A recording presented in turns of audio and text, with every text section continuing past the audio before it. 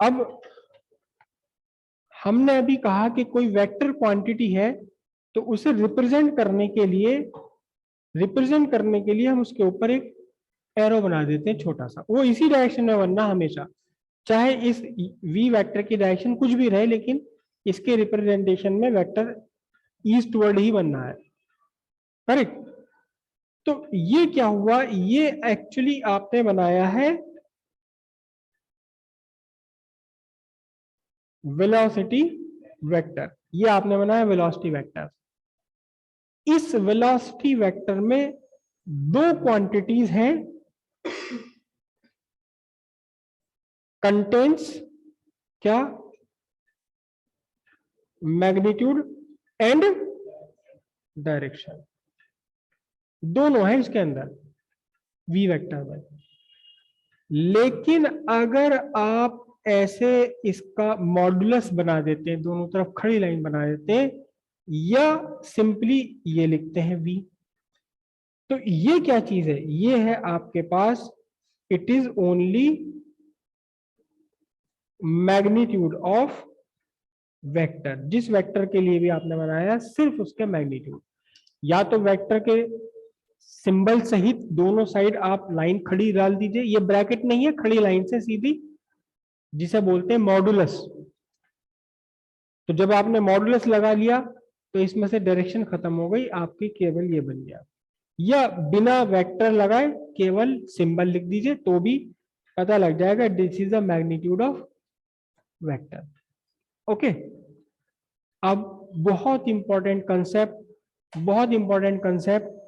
जो हमें बार बार वेक्टर्स में भी और वेक्टर के बाद अलग अलग चैप्टर्स में यूज करना होगा, यूनिट वेक्टर। क्या? Unit vector. ठीक है। अब यूनिट वेक्टर क्या है, देख पहले वाले एग्जाम्पल पर आते हैं हम। यहां इस एग्जाम्पल में आपने एक वेक्टर ड्रॉ किया था, वेलोसिटी वेक्टर ऑफ 10 मीटर पर सेकेंड ड्यू ईस्ट, और इसे ड्रॉ करने के लिए आपने 1 सेंटीमीटर इक्वल टू मीटर पर सेकेंड आपने स्केल लिया, और फिर 5 सेंटीमीटर की लेंथ आपने लाइन की ड्रॉ कर ली। तो लेंथ तो ये 5 सेंटीमीटर की, लेकिन रिप्रेजेंट किसे कर रही है, 10 मीटर पर सेकेंड को। ठीक है। 1 सेंटीमीटर आपने रिप्रेजेंट करा है 2 मीटर पर सेकेंड के लिए, तो 1 मीटर पर सेकेंड के लिए कितना सेंटीमीटर होगा, आधा सेंटीमीटर। आधा सेंटीमीटर है और रिप्रेजेंट करना है आपने 10 मीटर पर सेकेंड, तो इस आधा सेंटीमीटर को कितनी बार रिपीट करना पड़ेगा आपको, कितनी, आधा सेंटीमीटर को कितनी बार रिपीट करना पड़ेगा 10 मीटर पर सेकेंड रिप्रेजेंट करने के लिए, 10 बार रिपीट करना पड़ेगा। तो एक्चुअली आपने क्या बनाया, आपने आधा सेंटीमीटर का एक वेक्टर बनाया, ये वेक्टर जो रिप्रेजेंट कर रहा है किसको, 1 मीटर पर सेकेंड को रिप्रेजेंट कर रहा है, किस डायरेक्शन में, ड्यू ईस्ट। ईस्ट लिखने की हालांकि यहां जरूरत नहीं है, फिर भी लिख दिया हमने,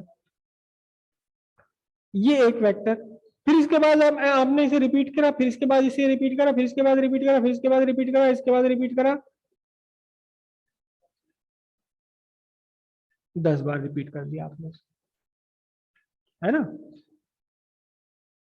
तो ये जो एक वेक्टर है जो 1 मैग्नीट्यूड रिप्रेजेंट कर रहा है, लेकिन है उसी डायरेक्शन में जिस डायरेक्शन में आपका पूरा गिवन वेक्टर है।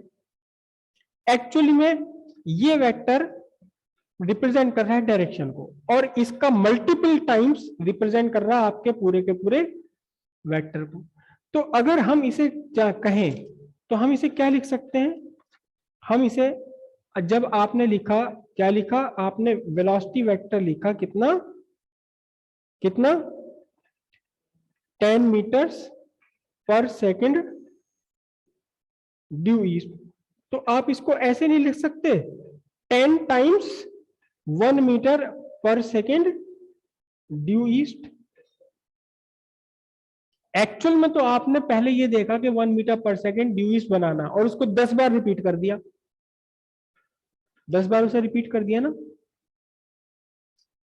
अब ये जो वेक्टर है आपका, ये इसका क्या कहलाएगा, ये इसका कहलाएगा मैग्नीट्यूड। और ये जो बना ये कहलाया जाएगा आपका क्या, यूनिट वेक्टर, जिसका यूनिट तो सिर्फ और सिर्फ 1 है, लेकिन ये किसे रिप्रेजेंट कर रहा है, डायरेक्शन को रिप्रेजेंट कर रहा है। किसकी डायरेक्शन को, जो आपका गिवन वेक्टर है। अब देखिएगा जरा ध्यान से, तो गिवन वेक्टर आपका है क्या, वी वेक्टर। मैग्नीट्यूड लिखने के लिए आपने क्या बनाया, वी वेक्टर का आपने बना दिया मॉडुलस, या आपने सिंपली क्या किया, आपने केवल वी लिख दिया। दोनों ही तरीके सही है। और इसको मल्टीप्लाई करना है आपने यूनिट वेक्टर से। तो अब यूनिट वेक्टर को कैसे रिप्रेजेंट करेंगे, बहुत ध्यान से समझना। जिस वेक्टर का भी ये यूनिट वेक्टर है, इसके ऊपर ये लगा देते हैं। जिस वेक्टर का भी, बल्कि बीच में मल्टीप्लिकेशन का निशान भी नहीं लगाते, इसे आप बोलोगे वी वी कैप। क्या बोलोगे इसे, अब ये जो वी कैप है ये क्या रिप्रेजेंट कर रहा है, ये वी कैप क्या रिप्रेजेंट कर रहा है आपका, वी कैप रिप्रेजेंट कर रहा है, क्या रिप्रेजेंट कर रहा है V cap, direction. V cap क्या रिप्रेजेंट कर रहा है, किसकी डायरेक्शन, वी वेक्टर की डायरेक्शन। ठीक है, तो एक ऐसा वेक्टर जो गिवन वेक्टर की केवल डायरेक्शन रिप्रेजेंट करे, जिसका मैग्नीट्यूड सिर्फ 1 हो, इसे हम क्या कहेंगे, यूनिट वेक्टर कहेंगे। किसका यूनिट वेक्टर, उस वेक्टर का यूनिट वेक्टर जिसकी डायरेक्शन ये रिप्रेजेंट कर रहा है। हमें बार बार इस यूनिट वेक्टर से काम करना पड़ेगा, बार बार इस यूनिट वेक्टर्स को कंसीडर करना पड़ेगा, इसलिए बहुत ध्यान से आप समझिए सर।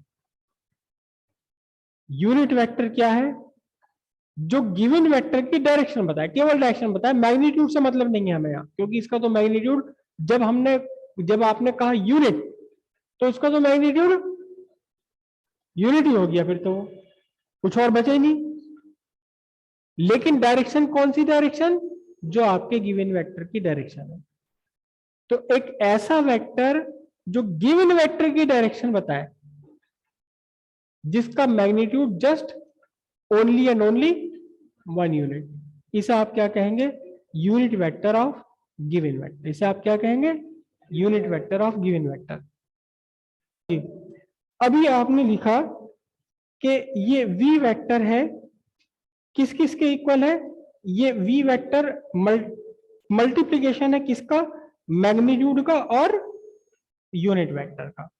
इन जनरल हम लिखेंगे a vector equals a dot a cap. a आपका वेक्टर है, a कैप क्या है, unit vector of a vector, unit vector of a vector. a क्या है, मैग्नीट्यूड ऑफ a वेक्टर। तो अब अगर आपको यूनिट वेक्टर, किसी भी वेक्टर का यूनिट वेक्टर फाइंड करना है, तो कैसे फाइंड करोगे, सिंपल सी बात है, वेक्टर को उसके मैग्नीट्यूड से डिवाइड कर दो। किसी भी वेक्टर का यूनिट वेक्टर आपको फाइंड करना है, तो पूरे वेक्टर को उसके मैग्नीट्यूड से आप डिवाइड कर दीजिए, आपको यूनिट वेक्टर मिल जाएगा। किसका यूनिट वेक्टर मिल जाएगा आपको, गिवन वेक्टर का। ठीक है, लिखते हैं इसके अंदर यूनिट वेक्टर में लिखते हैं हम, unit vector of A given vector